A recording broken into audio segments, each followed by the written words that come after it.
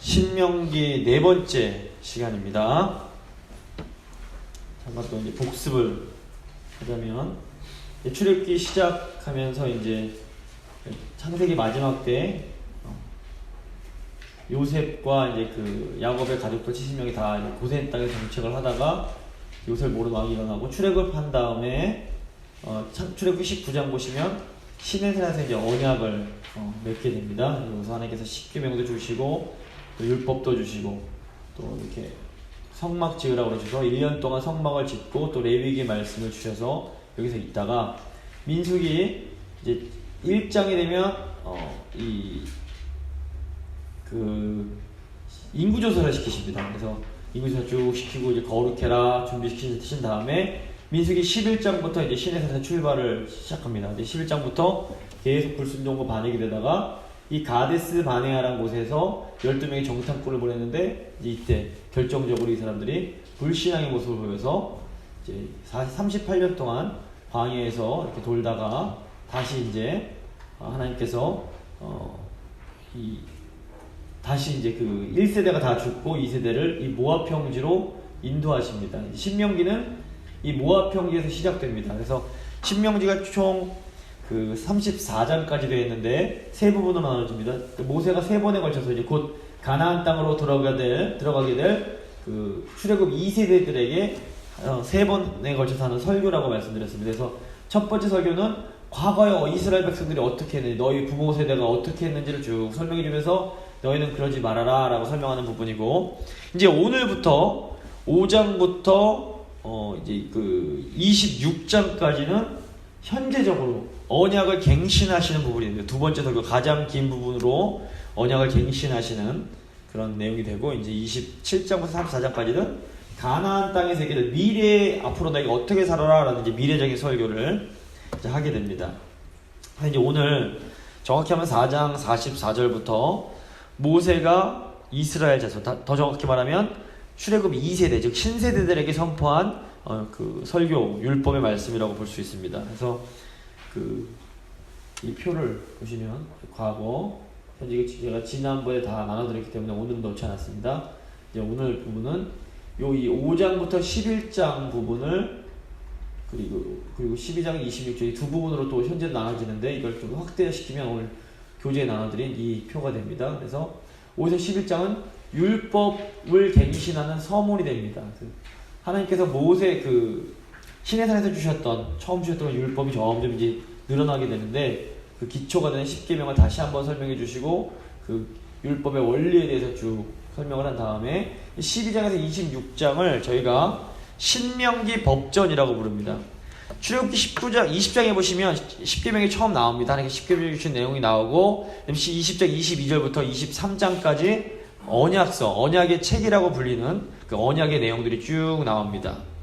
그리고 그게 이제 더 확장이 된 건데, 레위기는 18장부터 20장까지를 성결법정, 홀리니스 코드라고 어떻게 성결할 수 있는지에 대한 그 내용이 나오고, 신명기 되면 이제 가장 긴 12장에서 26장에 걸쳐서 신명기 법전이라고 부르는 이 율법에 관한 내용이 자세하게 나오게 됩니다. 그래서 12장에서 16장까지는 의식법으로 10계명으로 치면 1계명에서 4계명과 연관되는 계명들이고, 그 다음에 16장부터 26장까지는 시민법으로 10계명으로 치면 5장에서 10계명에 해당되는 그런 내용이 됩니다. 그래서 오늘은 이 전체의 서문이 되는 10계명의 내용을 좀 설명을 해드리도록 하겠습니다. 이제 10계명 같은 경우에는 저희가 그 출애굽기 20장에서도 다뤘고, 또 앞으로 교리할 때도 또 자세히 다룰 것이기 때문에 오늘은 그 기본적인 틀에 대해서, 율법 10계명이 하나님께서 언약 백성에게 주신 모든 율법의 일종의 상징, 대표가 되기 때문에 이 율법 전체에 대해서 다시 한번 생각을 해보도록 하겠습니다. 자, 이제 하나님께서 신명기는 율법을 갱신하는 겁니다. 저희가 여건이 다 되고 이런 다시 새롭게 갱신하고 면허증도 갱신을 하는데, 율법도 모세에게 처음 출애굽기 19장에서 주셨던 20장에서 주셨던 그 율법이 이제 엑스파이어드가 된 겁니다. 만료가 됐기 때문에 새롭게 갱신해 주시는 차원이라고 볼 수 있습니다. 왜 갱신하시느냐? 세 가지 이유가 있습니다. 첫 번째는 환경이 변했기 때문입니다. 제가 아까 지도 보여드렸지만 이제 이스라엘 백성들이 어디 있냐면 요단강 동편 쪽에 이제 자리를 잡고 있습니다. 요단 동편 지방을 이미 그 기업을 얻은 상태였습니다. 이제 곧 정복만 시작하면 됩니다. 정복이 매우 임박해 있습니다. 그래서 정복하면 새로운 환경이 될 텐데 이 새로운 환경에 적응할 수 있도록 율법의 원리를 재조명해 줄 필요가 있습니다. 그래서 민수기에도 보시면 하나님이 율법을 갱신해 주십니다. 왜냐하면 그런 상황이 환경이 바뀌었기 때문에. 신명기도 마찬가지입니다. 또 이제 환경이 바뀌기 때문에 하나님이 새롭게 율법을 갱신해 주십니다. 이스라엘이 곧 가나안 땅으로 들어가게 되는데 이 이스라엘이 들어가게 될 이 가나안 땅은 이스라엘이 떠나왔던 애굽과 굉장히 비슷한 곳입니다. 우상을 섬기는 땅이고, 그래서 새로운 환경 속에서 하나님께서 새로운 말씀을 주신다고 보시면 됩니다. 그래서 출애굽한 후에 광야에서 훈련을 시키십니다. 군대도 가면 처음에 이렇게 훈련소에 들어가서 막 훈련을 받게 한 다음에 이제 자대 배치를 해주는데, 지금 이제 전투를 앞두고 있기 때문에 광야에서 처음 출애굽한 1세대는 애굽 생활에 너무 젖어 있었기 때문에 전투를 할 수가 없었습니다. 그래서 제가 지난 주일에도 말씀드렸지만, 그래서 블레셋에 있는 땅이 더 편하고 빠른 길이지만 그 길로 가지 않게 하시고, 왜냐면 다 도망칠까봐 돌아서 가게 하십니다. 그런데도 이 사람들이 믿음이 없어서 결국에는 광야에서 다 죽게 되고, 광야에서 자라난 다음 세대가 이제 이 가나안 땅으로 들어가게 됩니다. 그래서 이스라엘은 가나안 땅에서 전쟁을 하고 우상과 싸워서 그 땅에 하나님의 그런 거룩한 백성으로서 그런 제사장 나라를 만들어야 할 사명이 있었습니다. 그래서 이 사람들도 문제가 뭐냐면 이미 광야에서 40년 있었기 때문에 광야 생활에 익숙해져 있었습니다. 모든 삶의 방식이 광야에 맞춰져 있었는데 이제 또다시 새로운 환경에 가야 되기 때문에 그 환경에 맞춰서 하나님께서 또다시 말씀을 갱신해 주실 필요가 있는 겁니다. 그래서 신명기 12장부터 26장에 나오는 그 신명기 법전, 아까 좀 아까 보여드린 이 신명기 법전은 언약의 갱신과 동시에 언약의 확장을 의미합니다. 광야에서의 생활과 정책에서의 삶은 어떻게 더 복잡하겠습니까? 정책에서의 삶이 훨씬 더 복잡합니다. 농사도 지어야 되고, 그렇기 때문에 율법의 내용이 훨씬 더 많아집니다.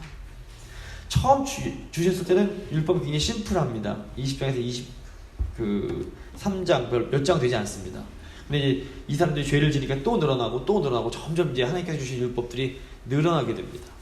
이제 이 이유가 뭐냐면 이스라엘 백성들을 위해서 늘려주시는 겁니다. 그래서 환경이 변했기 때문에 언약 갱신해 주신 것이다. 두 번째, 굉장히 저희가 이제 함께 읽은 본문인데 5장 3절 보시면 이 언약은 여호와께서 우리 조상들과 세우신 것이 아니요 오늘 여기 살아있는 곧 우리와 세우신 것이라 라고 이제 모세가 얘기를 합니다. 근데 사실상 하나님께서 시내산에서 언약 맺으실 때 언약 누구한테 주신 거냐면 부모 세대에게 준 게 맞습니다. 그런데 모세가 야 이게 너네 부모한테 준 게 아니라 너희한테 준 거다 라고 말씀하십니다. 이게 굉장히 중요한 의미가 있습니다. 하나님의 말씀은 항상 새로운 현재입니다. 벌써 이 구약 성경에 주어진 게 지금부터 이 오세오경 같은 경우에는 3,500년 전 이때쯤에 주어진 건데 이 말씀이 옛날 거냐? 그렇지 않습니다. 이 말씀은 예전에 주어졌지만 또 우리가 받을 때는 지금 우리에게 주시는 말씀입니다. 그래서 모세가 이렇게 언약이 바로 우리에게 주신 것이다 라고 강조한 후에 나오는 게 이제 십계명입니다. 출애굽기도 그랬습니다. 19장에서 언약 맺으신 후에 20장이 바로 그러니까 그 십계명이 나왔는데 출애굽기에도 신명기도 마찬가지로 또다시 언약을 강조하면서 이 언약이 우리와 맺으신 언약이다 한 다음에 모세가 설명하는 게 뭐냐면 강조하는 게 십계명입니다. 그래서 이 십계명은 하나님이 언약 백성에 주시는 율법을 대표하는 10가지 계명입니다. 그래서 이 언약과 이 율법의 관계를 잘 이해할 필요가 있습니다. 그래서 하나님이 율법 누구에게 주시냐면 언약 맺은 백성에게만 주십니다. 이방인들 하나님 모르는 사람들한테 하나님 말씀 아무 의미가 없습니다. 주지도 않으십니다. 그래서 언약 맺은 백성들에게 말씀이 주어집니다. 이게 굉장히 위대한 특권입니다. 그래서 율법을 잘 지켜서 거룩하게 살아서 하나님의 언약 맺고 하나님 백성 되는 것이 아니라 하나님의 은혜로 언약 백성 된 사람들을 위해서 하나님이 율법을 선물로 주시는 겁니다. 이 순서를 잘 이해하실 필요가 있습니다. 그래서 말씀 순종해서 구원받는 것이 아니라 구원 받았으니까 말씀에 순종할 수 있는 겁니다. 구원받지 않은 사람들에게는 말씀도 안 주십니다. 이게 잘 이해하실 필요가 있습니다. 그래서 이 언약이 중요합니다. 왜냐면 언약이 없으면 율법도 없기 때문에 그렇습니다. 성경의 역사는 쭉 보면 언약의 역사라고도 부를 수 있습니다. 하나님이 하나님 백성과 맺으시는 언약을 중심으로 이 구원의 역사가 쭉 진행이 됩니다. 처음에 하나님이 아담과 언약 맺으십니다. 언약이라는 단어 나오지 않지만 언약의 말씀, 선악과 먹지 말라는 말씀 주시고 이런 말씀 주시기 때문에 아담과 언약 맺으십니다. 그리고 하지만 그 후에 이제 언약이 깨지고 창세기 12장에 오면서 15장에서 아브라함과 또다시 언약을 맺으십니다. 그리고 이 언약이 어디로 이어지냐면 출애굽기 19장 또 이제 24장에서 이스라엘과 언약 맺으신 내용으로 이어집니다. 그리고 이제 다윗이 되면서 다윗과 또 언약을 맺으십니다. 이 하나님이 하나님 백성과 맺으시는 이 언약은 이제 어디서 완성이 되냐면 그리스도 안에서 새 언약을 통해서 완성이 됩니다. 교회, 즉 그리스도인들은 새 언약 백성이라고 불려집니다. 그래서 이 구약의 이스라엘이 언약 백성들이었다면 신약의 교회는 새 언약 백성들입니다. 그래서 하나님이 이 사실 성경은 아브라함과 또 아브라함의 후손인 이스라엘과 맺으신 언약이고 그들에게 주신 말씀인데 이 우리가 어떻게 상관이 있을 수 있을까? 이게 굉장히 중요합니다. 이거 그래서 많은 사람들이 공격하는 게 야 이거 이스라엘 율법이지 유대인들의 종교를 왜 우리가 받아들여야 돼? 이런 식으로 얘기를 합니다. 근데 그 사람들이 모르는 게 뭐냐면 갈라디아서 3장 7절 보시면 거기서 제가 적어놨는데 사도 바울이 이런 말을 합니다. 그런즉 믿음으로 말미암은 자들은 아브라함의 자손인 줄 알지어다. 믿음을 통해서 우리가 영적 아브라함의 자손들이 되었습니다. 이건 혈통적인 계승이 아니라 영적이고 언약적인 계승입니다. 그리스도 안에서 우리가 하나님의 백성이 됐습니다. 그렇기 때문에 과거의 언약 백성들에게 주셨던 이 말씀이 오늘날 새 언약 백성인 우리들에게도 똑같이 현재적으로 적용이 가능한 것입니다. 그래서 이게 옛날 얘기가 아니라 지금 하나님이 이 말씀 통해서 우리에게 교훈하시고 우리에게 복 주시기 위해서 우리에게 주시는 말씀이라는 것을 반드시 기억할 필요가 있습니다. 근데 여기서 조심해야 될 게 뭐냐면 구약의 언약의 율법을 문자적으로 지키려고 하는 겁니다. 그래서 이 구약 율법을 보면 이게 이제 위험할 수 있는데 예를 들어서 구약 율법을 보시면 자식이 부모에게 불순종하면 돌로 쳐 죽이라고 합니다. 그런데 이 말씀을 문자 그대로 지키는 게 맞습니까? 성경 말씀인데. 근데 이렇게 주장하기 시작하면 그게 이단이 되는 겁니다. 왜 성경 그대로 안 지키냐? 이게 위험한 말입니다. 율법은 저희가 이제 그동안 계속 배웠지만 끊임없이 갱신을 해주십니다. 하나님이. 시대와 상황에 맞게 그 말씀을 지킬 수 있도록 율법의 정신을 지킬 수 있도록 하나님도 성경조차도 계속 변합니다. 그러니까 율법의 원리가 뭐냐? 부모에게 순종하라는 겁니다. 부모는 자녀를 사랑으로 순종할 수 있도록 잘 길러야 합니다. 이게 율법의 정신입니다. 실제로 구약 성경을 잘 보셔도 어딜 찾아봐도 실제로 자식이 부모에게 불순종해서 돌마다 죽었다는 얘기가 나오지 않습니다. 이게 무슨 말이냐면 그만큼 부모 순종이 중요하다는 걸 강조하는 것이고 무섭게 죽이라고 저주는 했지만 실제로 돌로 때려 죽이라는 의미는 아니라는 것을 저희가 이해할 필요가 있습니다.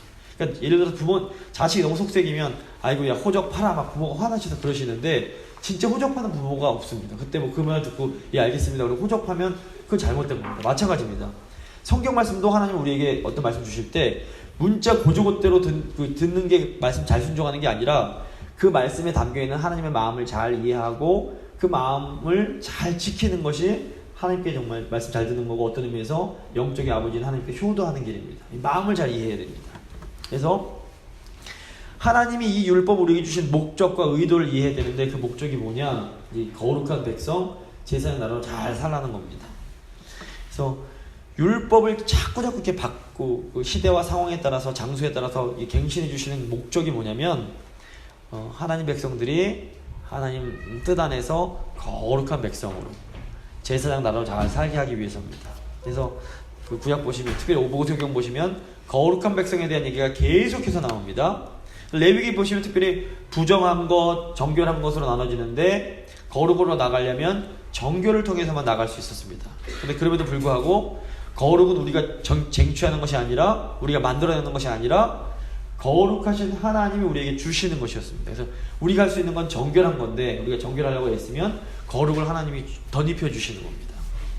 그래서 이게 이 고대 근동, 이 유대 옛날 이스라엘 백성들의 그 주변 이방 나라들에도 이 깨끗하고 더러웠다는 개념이 있었습니다. 성경에만 있는 것이 아니라. 근데 이제 다른 게 뭐냐면 이방 나라들 같은 경우에는 이방 종교는 희생물을 신들에게 바치기만 하면 그걸로 끝입니다. 깨끗해진 겁니다. 더 이상 뭐 의무가 없습니다. 제사만 잘 지내면 그걸로 요즘 말로 하면 땡입니다. 마음대로 살아도 됩니다. 하지만 하나님 말씀 율법은 희생제물을 드려서 거룩해졌으면 이제 정결해졌으면 어떻게 되냐, 이제 하나님 백성으로서 거룩한 삶을 살라고 요구합니다. 이게 완전히 다릅니다. 하나님 백성은 예배만 드리면 땡이 아니라 삶에서도 거룩한 삶을 살아가야 됩니다. 그래서 이 구약에는 거룩한 삶이라는 소위 윤리적 도덕적 지평이 있습니다. 이게 하나님 백성과 이방 사람들을 구별하게 하는 특징입니다. 뭐 무당 섬기고 이렇게 고사 지내는 분들 보면 이걸 열심히 하고 또 이제 마음대로 죄 짓습니다. 일종의 싹 털어버리고 마음대로 죄 짓고 또 뭔가 좀 운이 안 좋다 그러면 또 뭐 고사 지내고 이렇게 하면 됩니다. 근데 교회는 그게 아닙니다. 하나님 백성은 그게 아닙니다.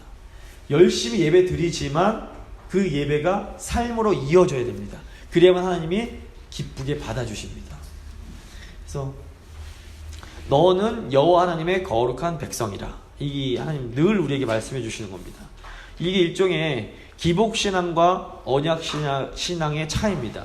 기복신앙도 이 사람들이 종교적 열심히 없는 게 아닙니다. 심지어 교회에서도 기복신앙으로 하나님 섬기는 사람들이 있습니다. 이게 뭐 어떻게 하냐면 열심히 예배드립니다. 예배 극성입니다. 빠지지 않습니다. 열심히 기도합니다. 열심히 헌금합니다. 심지어 열심히 봉사도 합니다. 근데 그래서 하나님이 복 주시면 어떻게 하면 됩니까? 잘 먹고 잘 살면 됩니다. 이게 기복신앙입니다. 그럼 언약신앙은 뭐냐? 자, 언약신앙도 똑같이 예배 열심히 드립니다. 기도도 열심히 합니다. 또 헌금도 열심히 하고 봉사도 열심히 합니다. 그리고 하나님이 복 주시면 어떻게 합니까? 그 복 받아서 거룩한 삶을 삽니다. 이게 아주 결정적인 차이입니다. 그러니까 하나님이 열심히 하나님 섬길 때 복도 주십니다. 그런데 구약 보면 땅을 주시는데 사실 이 땅은 우리 게 아니라 하나님 겁니다. 하나님 우리에게 돈 주셔도 그 돈이 다 우리 게 아니라 사실은 하나님 겁니다. 건강 주셔도 그 건강이 우리 게 아니라 하나님 거고, 지식, 똑똑함 뭐 이런 거 다 주셔도 그게 우리 게 아니라 하나님 겁니다. 우리는 뭘 얻는 겁니까? 그 받는 거 뭘 받는? 사역을 받는 겁니다. 하나님 위해서 일하도록 사역지를 얻는 겁니다. 땅을 얻는다는 것은 사역지를 얻는 겁니다. 그래서 부자가 될 수 있습니다. 하나님 백성들 부자 될 수 있고, 권력도 얻을 수 있고, 정말 공부도 잘해서 어떤 뭐 대학 교수도 될 수 있고, 위대한 사람이 될 수 있습니다. 그런데 그게 우리의 이익을 위한 게 아니라 하나님을 위한 거라는 게 다릅니다. 그래서 과거 청교도들을 보시면 이분들이 이런 언약 신앙을 가지고 있었습니다. 그래서 그분들이 굉장히 열심히 근면성실하게 일하고, 그래서 똑똑한 사람들도 많이 나오고 부자도 되고 훌륭한 사람들이 많이 나왔습니다. 그런데 이분들이 열심히 일해서 부자가 됐지만 그럼에도 불구하고 이 사람들이 타락하지 않고 철저하게 윤리적이고 도덕적인 삶을 삽니다. 이게 주신 게 나 잘 먹고 잘 살라고 주신 게 아니라 하나님에서 쓰라고 주신 게 분명했기 때문에 돈 많이 벌었지만 검소하게 삽니다. 그래서 지금도 이제 미국 어떻게 보면 좀 그런 소위 엘리트 가문들은 이 신앙들을 가지고 있습니다. 이게 뭐 졸부대 갖고 이런 사람들이 이제 막 돈 많다고 막 쓰지만 실제로 제대로 쓸 줄 아는 분들은 돈 많이 벌지만 그거 잘했다가 막 죽을 때 어떻게 죽습니까? 기부하고 죽습니다. 그 어마어마한 돈 벌어서 다 사회를 위해서 환원하고 죽습니다. 그게 이제 정말 그 언약신앙을 가진 사람과 기복신앙 가진 사람과 차이입니다. 기복신앙 가진 사람은 자기 잘 먹고 자기 자식들 잘 먹게 하는 거가 유일한 목적입니다. 하지만 언약신앙은 하나님을 생각합니다. 그래서 이 율법이 하나님께서 계속 이제 신명기는 사실은 복 주는 거에 대한 말이 많이 나옵니다. 하나님 우리 복 주기 원하십니다. 진짜로 복 주기 원하십니다. 이게 오해하시면 안 돼요. 진짜로 우리 복 받기 원하십니다. 건강도 받기 원하시고 물질도 받기 원하시고 여러 가지 받기 원하십니다. 그런데 이게 우리가 제대로 훈련되지 않으면 이 복이 저주로 변합니다. 그것 때문에 하나님 떠나고, 그것 때문에 교만해지고, 그것 때문에 타락을 하기 때문에 그렇습니다. 그래서 철저하게 하나님 중심 신앙이 갖춰져야 됩니다. 그럴 때 하나님 복 주시면 그 복 갖다가 마음껏 하나님의 일들을 감당할 수 있는 겁니다. 그래서 저희가 이제 올 한 해 이 복을, 하나님의 복을 담뿍 받을 수 있도록 철저하게 무장되고 훈련되는 그런 시간이 좀 되면 좋겠습니다. 한 10계명의 원리를 보겠습니다. 이 10계명은 하나님이 신세대와 율법을 갱신하셨던 굉장히 중요한 근거가 됩니다. 왜냐하면 출애굽기 19장에서 이제 언약 맺으시고 20장에서 10계명이 나오는데 출애굽기 신명기 5장에서 이 언약 너희에게 주신 것이다 하고 또다시 10계명이 나오는 걸 보면 이 하나님께서 이제 이 신세대와도 출애굽 2세대와도 율법을 다시 맺으셨구나 라는 것을 우리가 알 수 있습니다. 하나님 말씀이 왔기 때문에. 그래서 10계명은 어떤 외적인 행동이 아니라 하나님과의 내적인 언약 관계를 강조하는 율법을 의미합니다. 그래서 10계명을 통해서 하나님 백성들은 하나님의 마음과 뜻을 이해할 수 있고 이 세상으로부터 구별된 생활을 할 수 있게 됩니다. 이제 먼저 10계명의 원리를 좀 말씀드리겠는데요. 율법을 상징하는 10계명을 지킬 수 있는 가장 근본적인 원리가 뭐냐? 그걸 한마디로 하면 10계명 어떻게 지킬 수 있습니까? 하나님 사랑해야 지킬 수 있습니다. 10계명의 근본 원리는 사랑입니다. 이 사랑은 율법의 원리이자 율법의 요약이자 율법의 완성입니다. 신명기 6장 4절 5절 보시면 이스라엘아 들으라 우리 하나님 여호와는 유일한 여호와시니 너는 마음을 다하고 뜻을 다하고 힘을 다하여 네 하나님 여호와를 사랑하라. 율법의 기본 원리는 우리와 언약 맺으신 우리 여호와 하나님을 정말 마음 다해서 사랑하는 겁니다. 하나님 사랑하지 않는 사람은 율법 지킬 수 없습니다. 이 세상의 법은 사랑이 없어도 지킬 수 있습니다. 저희가 일상에서 교통신호도 잘 지키고 세금도 내려면 내고 정부가 만든 법들을 지킵니다. 그런데 우리가 정부가 만든 법들을 지키는 것이 정부를 막 마음으로 사랑해서 지키는 것이 아닙니다. 법 안 지키면 불이익이 오니까 나의 이익을 지키기 위해서 그냥 법을 지키는 겁니다. 하지만 하나님의 율법은 이 세상의 법과 완전히 다른 차원이 있습니다. 하나님의 율법은 하나님을 사랑하는 사람들만 지킬 수 있습니다. 가령 이제 부부간에도 서로 지켜야 할 어떤 가정 규칙 같은 게 있습니다. 예를 들어서 이제 어떤 가정에서 이제 결혼을 한 다음에 아내가 남편이 친구들을 엄청 좋아하는데 아무리 늦어도 12시까지는 집에 들어와야 된다는 규칙을 세웠습니다. 남편이 이 규칙을 깬다고 뭐 세상 법처럼 뭐 벌금을 내거나 뭐 감옥에 가지는 않습니다. 하지만 이 남편이 아내가 정한 이 규칙을 깨면 아내와 사이가 안 좋아집니다. 그래서 문제가 생깁니다. 그래서 아내를 사랑하는 남편은 이 관계를 유지하기 위해서 아무리 친구가 좋고 또 아무리 일이 바빠도 이 규칙을 지키기 위해서 애를 씁니다. 만약에 이 남편이 친구를 더 좋아하는 사람, 아내보다 친구를 더 좋아하면 이 규칙을 지킬 수가 없습니다. 물론 이제 하나님의 율법도 안 지키면 뭐 이렇게 어떤 고통이 있을 수 있습니다. 예를 들어서 부모님께서 이가 많이 썩은 아이에게 너 이제 앞으로 단 거 못 먹는다. 콜라, 사탕 이런 거 금지했습니다. 근데 아이가 이 규칙을 어기고 몰래 이렇게 탄산음료 막 마시고 막 초콜릿을 막 먹었습니다. 이것도 뭐 세상법 어긴 게 아니기 때문에 벌금을 내거나 감옥 가진 않습니다. 하지만 아이가 계속해서 부모님이 정해두신 규칙을, 사랑해서 주신 규칙을 어기면 결국 이 아이는 큰 고통을 겪을 수밖에 없습니다. 하나님이 우리에게 주신 율법이 이와 같습니다. 그래서 하나님이 우리에게 주신 이런 하나님 말씀에 주신 이 율법은 이 관계가 굉장히 중요합니다. 그래서 그렇기 때문에 하나님의 이 율법을 지키려면 기본적으로 하나님을 사랑하는 마음이 반드시 필요합니다. 하나님 사랑하는 마음이 억지로 이 율법을 지키면 어떻게 됩니까? 율법주의자가 됩니다. 나 혼자 지키기 억울하니까 나처럼 율법 안 지키는 사람 막 정죄하고 쏴댑니다. 나는 지키는데 너는 왜 못 지켜? 이게 되는 겁니다. 근데 내가 좋아서 지키는 사람은 이게 좋아서 지키고 또 지키다 보면 하나님 더 사랑하게 되니까 너무 좋고, 다른 사람이 안 지키는 걸 보면 어떤 마음이 듭니까? 정죄가 아니라 불쌍한 마음이 듭니다.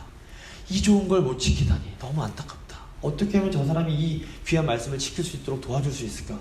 태도가 다른 겁니다. 똑같이 열심히 지키지만 율법주의는 막 정죄하고 비방하고 욕합니다. 하지만 정말로 사랑해서 율법 지키는 사람은 아이고 이 사람이 아직 모르는구나, 이 하나님 사랑 아직 못 깨달았구나, 도와줘야겠다. 이게 이제 바리새인과 이제 하나님 사랑하는 사람 제자들의 차이입니다. 그래서 마태복음 22장 보시면 예수님께서도 이 10계명을 뭐라고 말씀하십니까? 사랑으로 요약하십니다. 하나님 사랑하는 것과 이웃 사랑하는 것. 그러면서 40절 보시면 이 두 계명이 온 율법과 선지자의 강령이니라. 이제 율법사가 와서 제일 중요한 계명이 뭡니까 물어보니까 이제 예수님께서 이 말씀을 해주신 겁니다. 그래서 이 하나님 사랑과 이웃 사랑이 모든 율법의 강령이라고 하는 말은 이 율법과 선지자, 율법은 모세 오경을 의미하고 선지자는 선지서, 즉 모든 구약 성경을 얘기합니다. 하나님 사랑, 이웃 사랑 두 계명은 모든 구약 성경의 강령이다. 모든 구약 성경이 하나님 사랑, 이웃 사랑에 달렸다 이런 말입니다.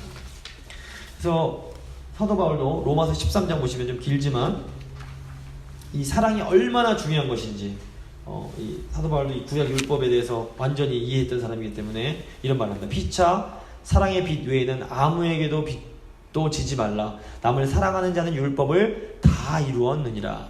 간음하지 말라, 살인하지 말라, 도둑질하지 말라, 탐내지 말라 한 것과 그 외에 다른 계명이 있을지라도 내 이웃을 내 자신과 같이 사랑하라 하신 그 말씀 가운데 다 들었느니라.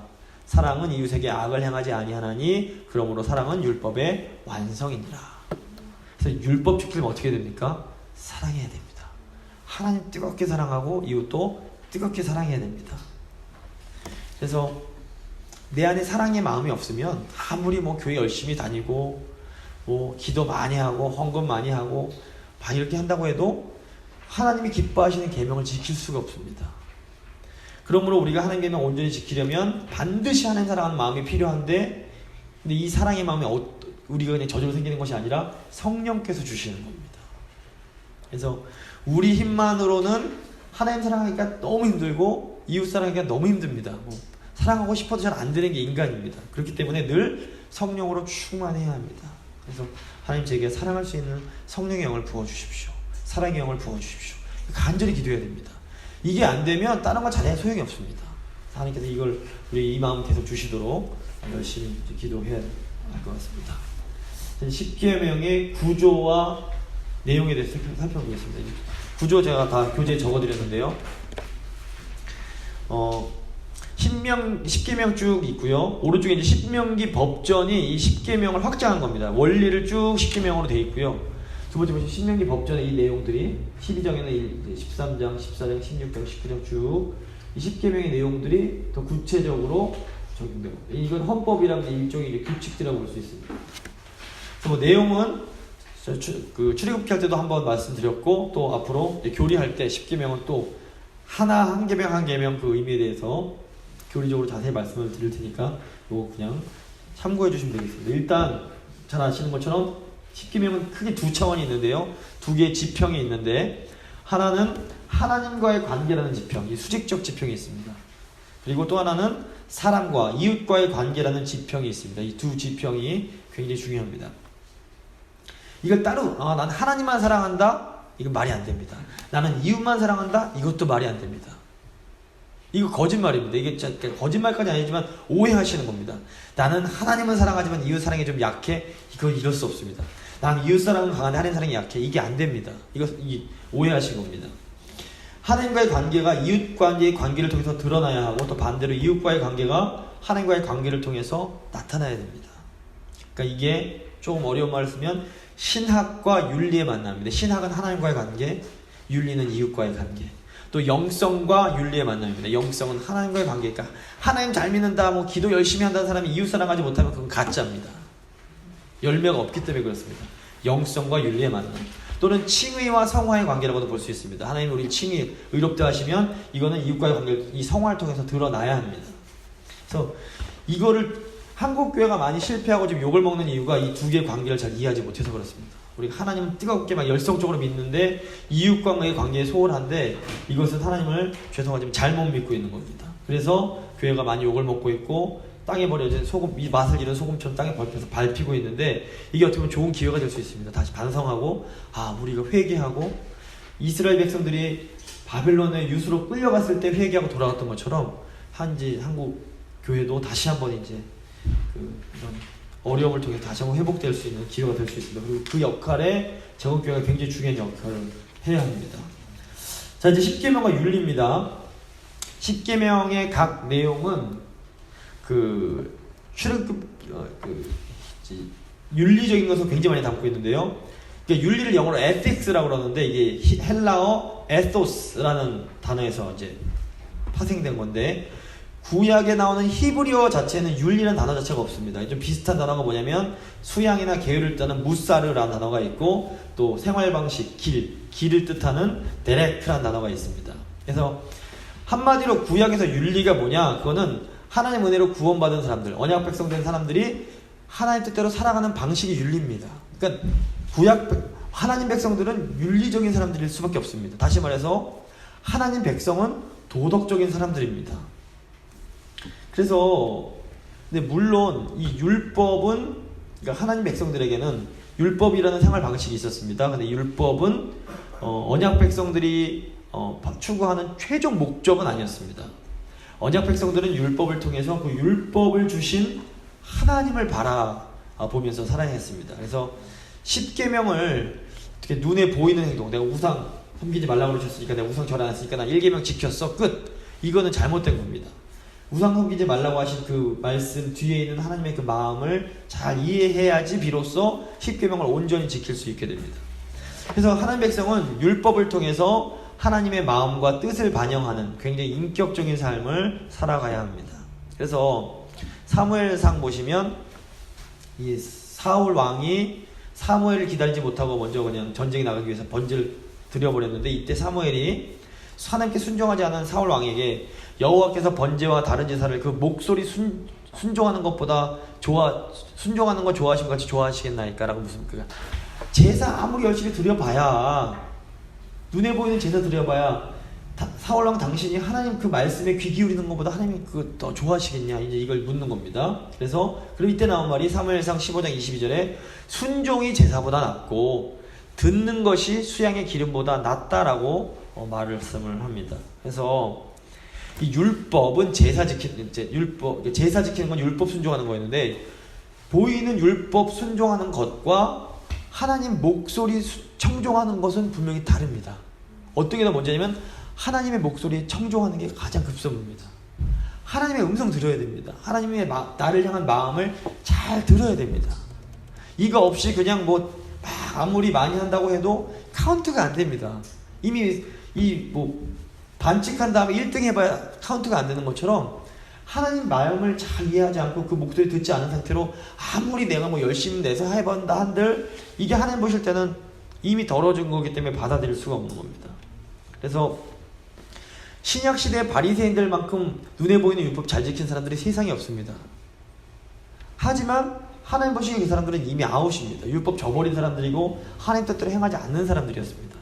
저희가 이것을 잘 이해하면서 하나님의 그 음성, 우리 율법을 통해서 주시는 하나님의 그런 뜻을 저희가 바라볼 필요가 있습니다.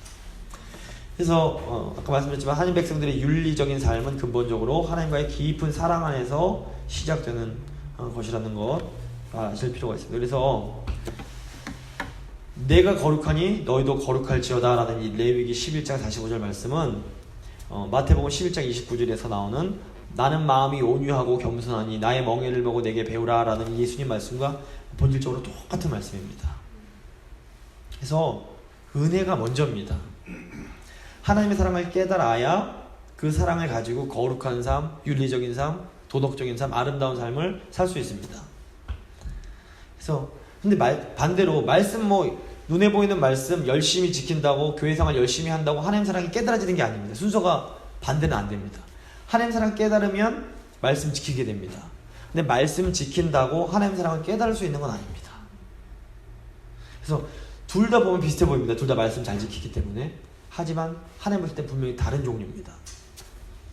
그래서 언약 관계 안에서 하나님 사랑을 깨달은 사람만이, 하나님의 그 영원하신 자비하심과 은혜의 맛을 본 사람만이, 성령의 내적 증거를 체험한 사람만이 율법의 가식적이며 위선적인 규범을 수준을 넘어서 하나님의 마음을 헤아리는 정말로 윤리적인 삶을 살아갈 수 있습니다. 그래서 은혜가 먼저입니다. 그래서 죄로 인한 인간의 타락은 이제 우리를 인간이 이제 부패하게 만들었고, 그렇기 때문에 온 인류는 하나님의 심판을 면할 수가 없게 되었습니다. 그래서 이 가운데서 하나님의 은혜를 입어서 언약 백성, 하나님 백성 된 사람들은 어떻게 티를 냅니까? 내가 하나님 은혜 받았다는 걸 어떻게 알려줍니까? 거룩한 삶을 통해서, 윤리적인 삶을 통해서 이 티가 나야 됩니다. 그러니까 예수 믿는 사람들, 저희 강사님도 계속 보고 계시는, 늘 기도하시는데, 예수 믿는 사람 뭔가 달라야 됩니다. 저희가 처음에 조선 때 이제 그 기독교가 들어왔을 때는 이분들이 뭐 정말 소수밖에 없었고, 이때는 예수 믿는다 그러면, 제가 이제 어떤 글을 읽었는데, 예수 믿는다 그러면 차용증 없이 돈을 빌려줬답니다. 너무 믿을만 하니까. 그 사람이 자기 예수 안 믿지만 그 사람 야소교 믿어? 그럼 뭐 빌려줘. 그 사람은 확실한 사람이야. 이게 증거였답니다. 근데 오늘 미국 사회에서 예수 믿는 사람이 사기꾼 대부분 다 예수 믿지 않습니까? 이거 굉장히 위험한 겁니다. 이게 기독교회가 이게 찌그러든 이유가 그겁니다. 뭐 불신자들 욕할 거 없고, 믿는 사람들이 제대로 못 믿기 때문에 불신자가 감동을 못하는 겁니다. 그래서 우리가 먼저 하나님의 그 은혜 받은 자들임을 거룩한 삶을 통해서 드러낼 수 있어야 됩니다. 그래서 늘 우리 삶 가운데 어떤 감사도 없고, 걱정, 근심만 가득하고, 불평, 불만, 원망, 시기, 질투 이런 것들이 가득한 사람은 내가 정말로 하나님의 은혜 받은 사람인지를 점검하고 회개할 필요가 있습니다. 그래서 주님, 제가 또 은혜 받았어도 또 저희가 게을러지면 또 이렇게 뒤를 침륜하게 되는데, 하나님, 제게 은혜가 필요합니다. 정말 제가 하나님 앞에 감사하는 삶을 살게 해주십시오. 이렇게 좀 기대하실 필요가 있습니다. 이제 율법과 은혜입니다.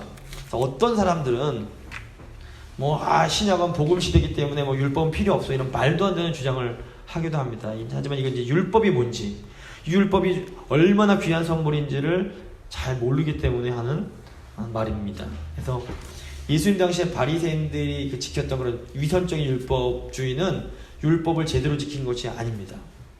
구약의 율법을 지키는 삶은 가식적이고 어떤 기계적이고 이런 규칙적인 생활 방식이 아니라 하나님과 이웃과 이런 모든 언약 관계 속에서 매우 역동적이고 풍성한 삶을 가져오는 정말로 복된 생활 방식입니다. 말씀 순종하는 삶은 정말 아름답고 복되고 기쁘고 즐거운 삶입니다. 그러니까 하나님께서 율법 주신 거고, 그러니까 성령 주셔서 율법 지키며 거룩한 삶 살라고 그러시는 겁니다. 시편 19편 보시면, 여호와의 율법은 완전하여 영혼을 소성시키며 여호와의 증거는 확실하여 우둔한 자를 지혜롭게 하며 여호와의 교훈은 정직하여 마음을 기쁘게 하고 여호와의 계명은 순결하여 눈을 밝게 하시도다. 우리 율법은 우리의 영혼을 소생시켜 주시고 우리를 지혜롭게 만들고 우리를 기쁘게 하고 우리의 눈을 밝게 하기 위해 우리에게 주신 겁니다. 우리를 막 억지로 괴롭히려고 주신 게 절대로 아닙니다. 그래서 앨런 첼이라는 신학자가 있는데, 이 사람은 이런 말을 했습니다. 신약이 은혜의 시대니까 율법 필요 없다는 사람들을 향해서, 신약의 복음은 구약보다도 도리어 더 강도 높은 도덕성을 요구한다. 예수님도 그러셨지 않습니까? 너희의 의의가 바리새인보다 낫지 않으면 천국에 들어갈 수 없다고 그러셨고, 천국에 들어간 자는 가장 작은 자도 세례요한보다 더 낫다고 그러셨는데, 이게 이 성령 받은 사람들께 이게 다 우리에 해당되는 말입니다. 그러니까 우리가 만만한 사람들이 아닙니다. 우리의 삶이 굉장히 더 철저하고 아름다워야 됩니다. 문제는 우리 힘으로 안 되기 때문에 더 겸손하게 성령님을 의지하며 살아가야 되는 겁니다. 그래서 정작 자기들은 하나님 말씀에 순종하려고 하지 않으면서 거룩하게 살고자 노력하는 것이 없으면서 입으로는 늘 하나님 타령, 늘 기도 타령, 늘 은혜 타령하는 교인들이 주변에 너무 많다는 게 문제입니다. 그래서 정말 우리가 그런 사람이 되지 않도록 입을 다물 필요가 있습니다. 오히려 더 우리 삶이 아름다워질 수 있도록 노력해야 됩니다. 그래서 복음적인 삶이야말로 가장 윤리적이며 가장 철저하게 도덕적인 삶이라는 것 저희가 잊어서는 안 됩니다. 그래서 우리가 율법 지키는 건 어떻게 보면 우리가 은혜 받은 사람이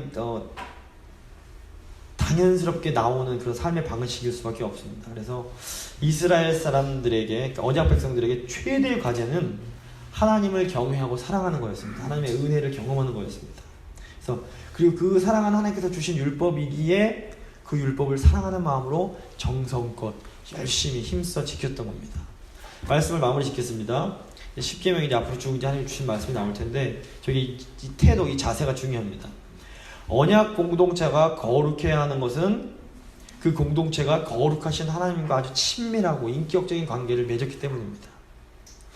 너무 거룩하신 하나님의 자녀가 됐고 하나님의 백성이 됐는데 우리 삶이 거룩하지 않으면 안 되는 겁니다. 그래서 나는 너희의 하나님이 되려고 너희를 애굽 땅에서 인도하여 낸 여호와라. 내가 거룩하니 너희도 거룩할지어다.